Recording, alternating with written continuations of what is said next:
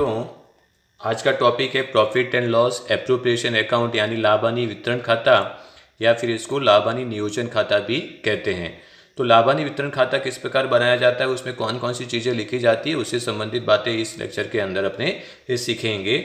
उसके बाद अपने डिस्कस करेंगे साझेदार के पूंजी खाते यानी पार्टनर्स कैपिटल अकाउंट के बारे में।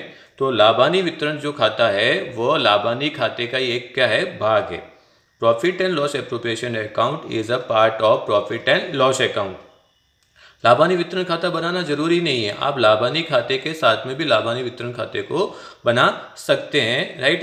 ये क्या बताता है कि लाभानी वितरण खाता जो है वो साझेदार के बीच में जो लाभ और हानि को किस प्रकार वितरित करना, वितरित करने से पहले साझेदारी पेढ़ी जो साझेदार को देती है या साझेदारी पेढ़ी साझेदार के पास से जो प्राप्त करती है उससे रिलेटेड चीज़ें यहाँ पर क्या की जाती है, लिखी जाती है।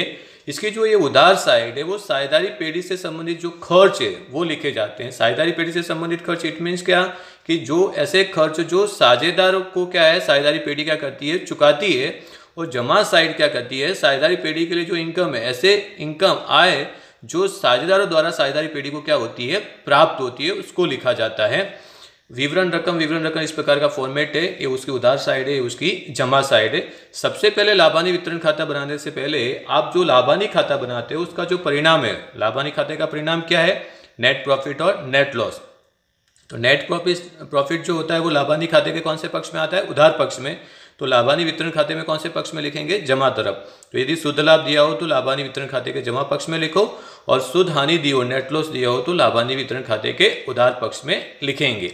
उसके बाद जो उधार साइड है उसके अंदर लिखा जाता है to interest on partners capital account, यानी साझेदार के पूंजी का क्या किया जाता है, ब्याज लिखा जाता है। अब विद्यार्थी मित्रों, पूंजी जो होती है वो कौन लाता है, साझेदार लाता है। किसको देती है, साझेदारी पेढ़ी को देती है। तो उसका ब्याज कौन चुकाएगा, साझेदारी पेढ़ी चुकाएगी। तो पूंजी का जो ब्याज है वो साझेदारी पेढ़ी के लिए क्या है, खर्च है। Interest on capital is a expense of partnership firm but income of partner, पर साझेदार के लिए क्या है, वो आय है। ओके, तो सबसे पहले क्या लिखेंगे, यहाँ पर पूंजी का ब्याज लिखेंगे। जो भी पार्टनर्स के नाम है जो पूंजी का इंटरेस्ट देते हैं, चुकाते हैं, वो यहाँ पर लिखेंगे। उसके बाद आती है टू पार्टनर सैलरी अकाउंट, यदि साझेदार को किसी भी प्रकार का वेतन चुकाया जाता है तो वो लिखा जाएगा। उसके बाद to partners bonus and commission, यदि साझेदार को किसी भी प्रकार का बोनस या कमीशन दिया जाता है, कौन देता है, साझेदारी पेढ़ी, किसको, साझेदार को, तो वो यहाँ पर लिखा जाएगा। उसके बाद आता है टू जनरल रिजर्व अकाउंट, यदि लाभ में से सामान्य अनामत में से कुछ रकम लिखी जाए, जनरल रिजर्व के लिए कुछ रकम रखी जाए तो वो यहाँ पर लिखी जाती है। और उसके बाद आता है to interest on credit balance of current account of partner. Okay, साझेदार का यदि चालू खाता हो तो चालू खाते की जमा बाकी का जो ब्याज है, ओके, तो credit balance of current accounts वो यहाँ पर लिखा जाता है, राइट है। जमा पक्ष में देखें तो सबसे पहले आता है by interest on partners drawings. अब by interest on partners drawings it means क्या, आरन का ब्याज। आरन का ब्याज यानी क्या, आरन कौन लेता है, साझेदार लेते हैं। किसके पास से लेते हैं, साझेदारी पेढ़ी के पास से लेते हैं। तो उसका ब्याज कौन चुकाएगा, साझेदार चुकाएंगे। किसको, पेढ़ी को। तो पेढ़ी के लिए जो है इंटरेस्ट ऑन ड्रॉइंग जो होता है वो क्या है, उसके लिए आय है, इनकम है, बट साझेदार के लिए वो क्या है, खर्च है।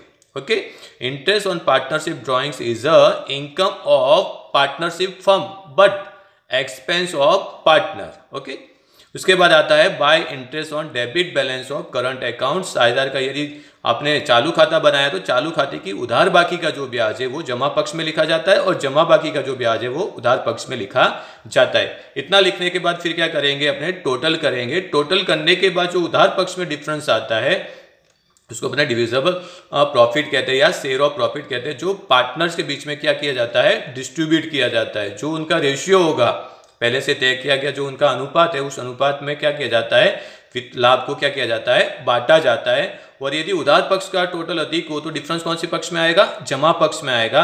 तो वो डिविजिबल क्या होगी, लॉस होगी। उसको भी क्या किया जाता है, पार्टनर के बीच में डिस्ट्रीब्यूट किया जाता है, शेयर किया जाता है पहले से तय किए गए रेशियो के बीच में, राइट है। तो लाभानी वितरण खाता जो है ये समझने का कि साझेदारी पेढ़ी जो साझेदार को चुकाती है वो सब लाभानी वितरण खाते के उधार पक्ष में मिलता है, और साझेदार से जो प्राप्त करती है वो कौन से पक्ष में लिखते हैं, जमा पक्ष में। ये जो लाभानी खाता है, profit and loss appropriation account is total related with partners expense and partners income. Okay, साझेदार से संबंधित क्या किया जाता है, खर्च और आय उसके अंदर लिखी जाती है। इसके बाद अपने नेक्स्ट तैयार क्या करते हैं, साझेदार का पूंजी खाता यानी partners capital account. It's so simple, ये बहुत ही इजी है। आपने जो लाभानी वितरण खाते के उधार पक्ष में लिखा है, उधार पक्ष में क्या क्या लिखा है, पूंजी का ब्याज, साझेदार का वेतन, कमीशन, बोनस या वितरण पात्र लाभ, वो सभी यहाँ पे कौन से पक्ष में लिखेंगे, जमा पक्ष में। और जो जमा पक्ष में लिखा है वो सब कौन से पक्ष में लिखेंगे, उधार पक्ष में लिखेंगे।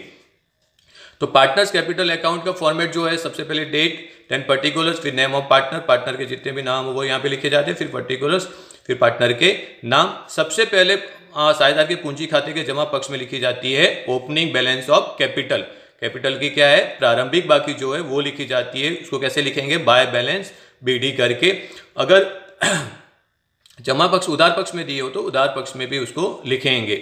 उसके बाद आपने जो भी जमा पक्ष में लिखा है, क्या लिखा है, इंटरेस्ट ऑन पार्टनर्स कैपिटल, तो यहाँ बाय इंटरेस्ट ऑन कैपिटल, फिर सैलरी, बोनस, कमीशन, जो आपने लाभानी वितरण खाते के उधार पक्ष में लिखा है वो सभी साझेदार के पूंजी खाते में कौन से पक्ष में जाएगा, जमा पक्ष में जाएगा। By salary account, by bonus account, by commission account. और जो डिस्ट्रीब्यूट किया हुआ है शेयर ऑफ प्रॉफिट, उसको भी कौन से पक्ष में लिखेंगे, जमा पक्ष में, by profit and loss appropriation account करके। राइट है। उधार पक्ष में क्या आएगा, सबसे पहले लिखेंगे टू ड्राइंग्स अकाउंट। ओके, जो आहरण है उसको लिखेंगे यहाँ पर, जितने भी साझेदार आहरण करते हैं उनको लिखेंगे यहाँ पर। और इसके नीचे क्या आएगा, आहरण का ब्याज यानी इंटरेस्ट ऑन ड्राइंग्स अकाउंट। जो जमा पक्ष में लिखा है वो यहाँ पे कौन से पक्ष में आएगा, उधार पक्ष में। और अगर डिविजिबल लॉस हो तो भी उसको उधार पक्ष में लिखेंगे। इसके बाद साझेदार के पूंजी खाते का क्या करेंगे, डिफरेंस निकालेंगे।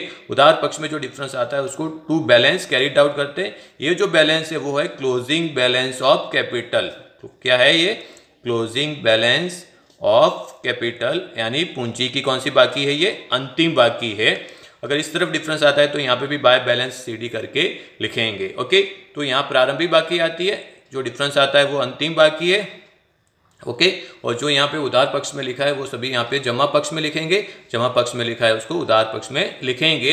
अकाउंट का नियम, जब एक खाते में से दूसरे खाते में रकम जाती है तो debit to credit, credit to debit करेंगे। ओके, तो विद्यार्थी मित्रों, इस प्रकार आप लाभानी वितरण खाता या profit and loss appropriation account तैयार कर सकते हैं। सिर्फ ध्यान क्या रखना है, ओके, जो साझेदार की पेढ़ी साझेदार को गिवन करती है देती है वो जमा उधार पक्ष में लिखेंगे, और साझेदार से जो प्राप्त करती है उसको जमा पक्ष में लिखेंगे। डिफरेंस डिविजिबल प्रॉफिट या फिर शेयर ऑफ प्रॉफिट या शेयर ऑफ लॉस आता है उसको अपने कैपिटल अकाउंट में उधार का जमा, जमा का उधार करेंगे। होप सो कि आपको ये खाता समझ में आ चुका होगा।